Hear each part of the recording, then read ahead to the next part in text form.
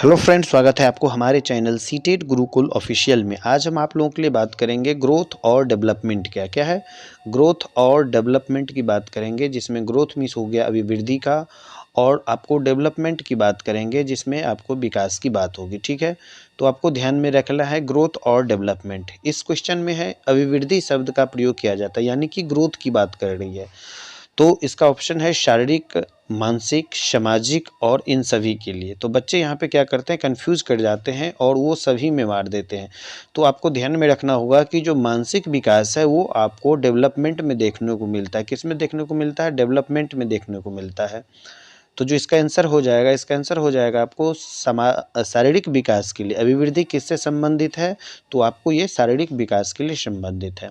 अब चलिए हम अगला क्वेश्चन देखते हैं। क्वेश्चन नंबर 2 क्या कह रहा है कि विकास के संबंध में कौन सा कथन गलत है। देखिए, गलत पे हमको ध्यान में रखना है। ठीक है, कौन सा कथन गलत है, यानी विकास जब बात हो रहा है वो आपको डेवलपमेंट की बात हो रहा है। पहला क्वेश्चन था वो आपको ग्रोथ की चर्चा हो रही थी, लेकिन दूसरे क्वेश्चन में विकास की बात हो रही है, लेकिन आपको गलत ढूंढना है। तो चलिए हम लोग एक बारी बारी से देखते हैं क्या ऑप्शन है इसका। तो इसका जो पहला ऑप्शन है वो है यह परिपक्वता तक चलता है। ठीक है, दूसरा है यह सतत प्रक्रिया है, तीसरा है यह परिवर्तनों का प्रगतिशील क्रम है, और चौथा है यह जन्म पूर्व अवस्था में होता है।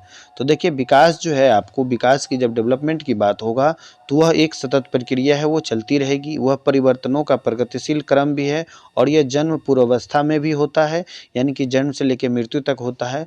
लेकिन विकास एक परिपक्वता तक चलता है। कहने का मतलब है कि एक उम्र जब आपको हो जाएगी वहीं तक चलेगी, इसके बाद नहीं चलेगी।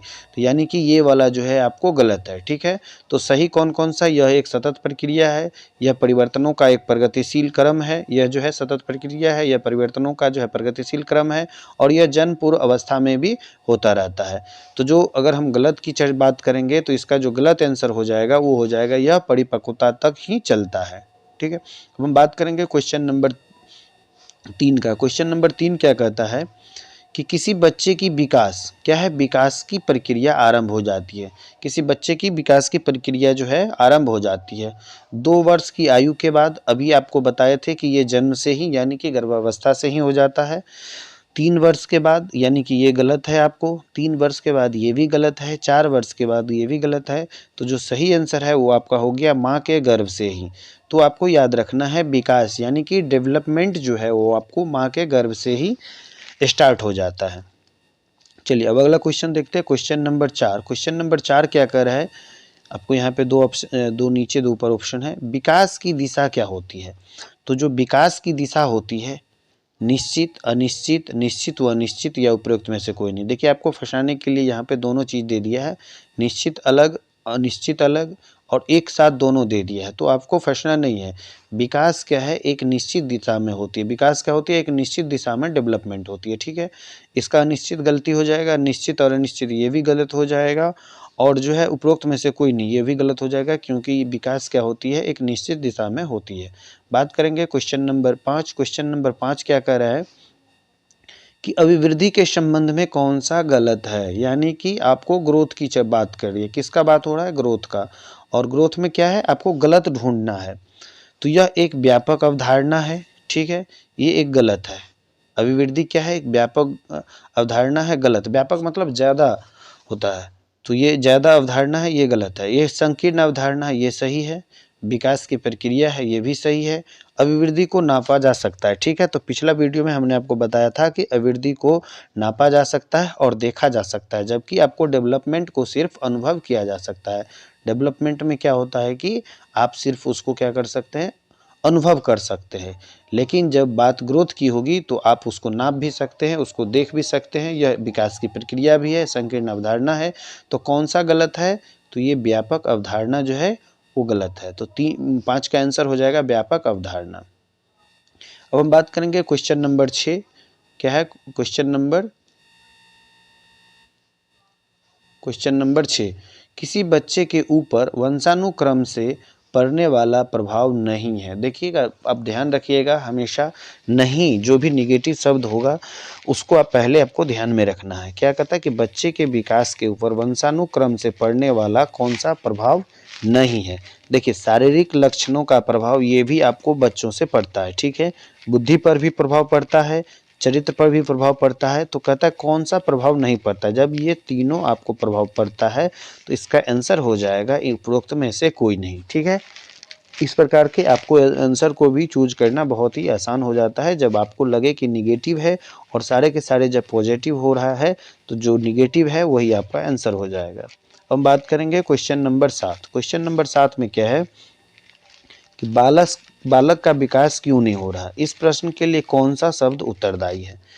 तो जो बालक का विकास क्यों नहीं हो रहा है, तो आप वंशानुक्रम, वातावरण, ए और बी दोनों, इनमें से कोई नहीं। देखिए, तो पहला जो है बालक का विकास नहीं होने का कारण क्या हो सकता है, वंशानुक्रम भी हो सकता है, ठीक है, या वातावरण भी हो सकता है। तो जब दोनों आंसर आपको सही लगे तो आपका जो आंसर हो जाएगा वो हो जाएगा सी, आंसर सी, जिसमें ए और बी दोनों आंसर है।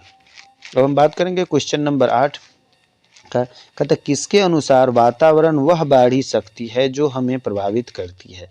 किसके अनुसार जो वातावरण है वह एक क्या है, बाहरी शक्ति है। हमेशा ध्यान में रखना है कि वातावरण क्या है, एक बाहरी शक्ति है जो हमें प्रभावित करती है। तो इसमें किसका कहना है, ये आपको जॉन रॉस का कहना है। किसका कहना है, जॉन रॉस का कहना है।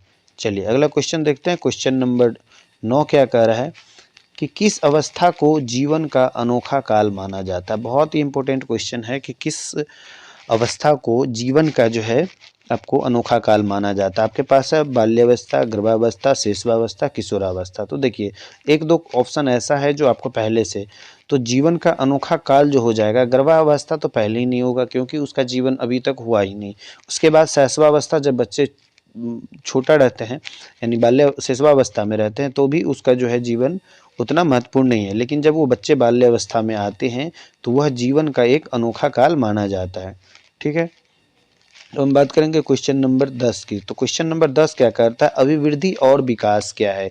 यानी कि आपको दोनों एक क्वेश्चन एक साथ पूछ लिया। क्या है, ग्रोथ और डेवलपमेंट। क्या है, ग्रोथ और डेवलपमेंट आपको एक साथ में पूछ लिया है। तो इंग्लिश शब्द भी आप इसको याद रखेंगे, इसका ग्रोथ हो जाता है और इसका डेवलपमेंट हो जाता है। एक दूसरे के पूरक है, एक दूसरे के विरोधी है, एक दूसरे के समान है, या इनमें से कोई नहीं। तो सबसे पहले जो है आपको कुछ निगेटिव चीज़ें हैं, जैसे एक दूसरे के विरोधी है। अभी हम आपको बताया कि जब ग्रोथ जो है क्या है, आप उसे देख सकते हैं, उसे टच कर सकते हैं, लेकिन वो जो है डेवलपमेंट में आप सिर्फ अनुभव कर सकते हैं। तो कहीं ना कहीं एक दूसरे के क्या है, वो पूरक है। ठीक है, तो इसका आंसर हो जाएगा अभिवृद्धि और विकास एक दूसरे के पूरक है। अगला क्वेश्चन देखते हैं, क्वेश्चन नंबर 11। क्वेश्चन नंबर 11 क्या कहता है कि किस अवस्था में संवेगात्मक विकास का तीव्र परिवर्तन होता है। तो किस अवस्था में बच्चे का जो है संवेगात्मक विकास जो है ज़्यादा होने लगता है।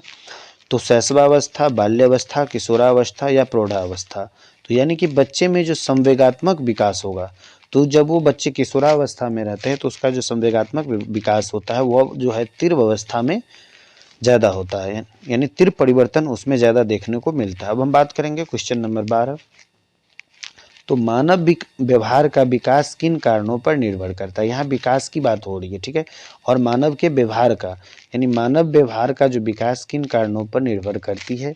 आपके पास ऑप्शन है अभिवृद्धि, ग्रोथ, विकास, डेवलपमेंट, परिपक्वन। तो जो मानव का व्यवहार है वो विकास के सभी चरणों में क्या है, सभी कारकों पे निर्भर करता है। अभिवृद्धि से भी व्यवहार में परिवर्तन होता है, विकास से भी और परिपक्वता से। चलिए अगला क्वेश्चन देखते हैं। क्वेश्चन नंबर 13 क्या कह रहा है कि शिशुओं के उत्तम विकास के ख्याल से किसे महत्वपूर्ण समझा जाता है। शिशुओं के उत्तम विकास के ख्याल से किसे महत्वपूर्ण समझा जाता है। 1 से 5 वर्ष की आयु, 5 से 10 वर्ष की आयु, 10 से 15 वर्ष की आयु, या 15 से 20 वर्ष की आयु। तो जो उत्तम विकास का काल होता है, बच्चों की जो विकास होता है वो 1 से 5 वर्ष में जो है वो ज़्यादा आपको विकास देखने को मिलता है। अगला क्वेश्चन है क्वेश्चन नंबर 14। व्यक्तिक भिन्नता के कारण क्या है। यानी कि जो पर्सनली इंडिविजुअलेशन, जो डिफ्रेंसिएशन होता है वो किस पे निर्भर करता है, वंशानुगत पे, वातावरण पे, ए और बी दोनों पे। तो अभी मैंने इससे पहले ही बताया था कि जो बाहरी कारक होते हैं चाहे वंशानुक्रम, इस दोनों पे निर्भर करता है। तो व्यक्तिक भिन्नता वंशानुक्रम और वातावरण दोनों पे निर्भर करता है। चलिए क्वेश्चन नंबर 15 देखते हैं। क्वेश्चन नंबर 15 क्या कहता है कि किसी बालक की आयु में वृद्धि होने के साथ साथ उसमें उत्पन्न होने वाली व्यक्तिक भिन्नता के प्रमुख कारण कौन से है। यानी किसी बालक की आयु में क्या हो गया, वृद्धि हो रही है और उसके साथ साथ उत्पन्न जो व्यक्तिक भिन्नता के प्रमुख कारण कौन कौन से हो सकते हैं। शारीरिक भी हो सकते हैं, मानसिक भी हो सकते हैं और संवेगात्मक भी हो सकता है। देखिए जब बात वृद्धि की होगी और व्यक्तिक भिन्नता की बात होगी तो जो है उसमें शारीरिक भी होगी, मानसिक भी होगी और संवेगात्मक भी, तीनों होगा, यानी इसका आंसर हो जाएगा डी।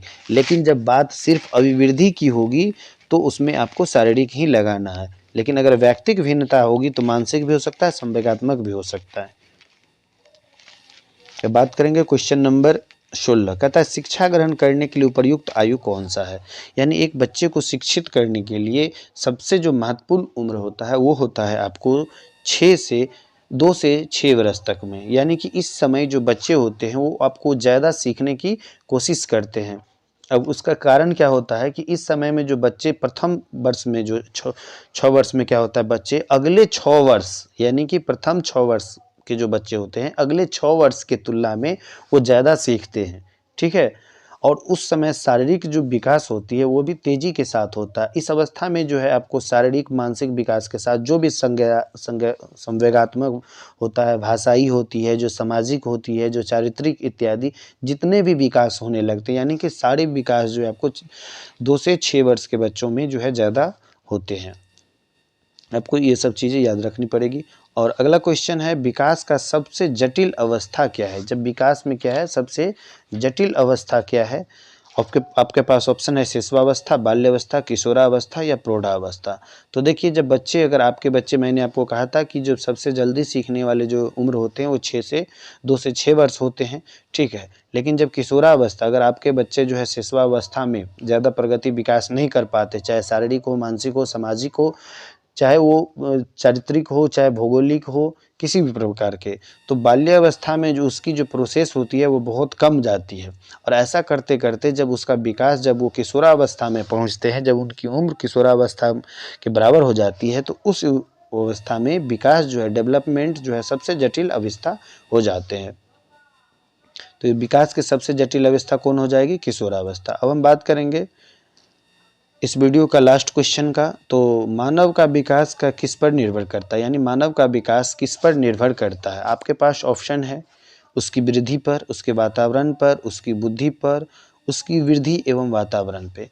तो जो मानव का जो विकास होता है वो आपको देखिए उसकी वृद्धि पे भी और उसके वातावरण दोनों पे निर्भर करता है, ठीक है। अगर ये दोनों चीज़ें दी हुई है तो आपको ऑप्शन में डी में भी देखने को मिल सकता रहा है कि उसकी वृद्धि तथा वातावरण पे। चलिए अगर वीडियो आपको अच्छा लगा हो, क्वेश्चन अगर वीवीआई है तो आप लोग कमेंट बॉक्स में ज़रूर कमेंट करेंगे कि वीडियो आप लोगों को कैसा लगा। थैंक यू, धन्यवाद।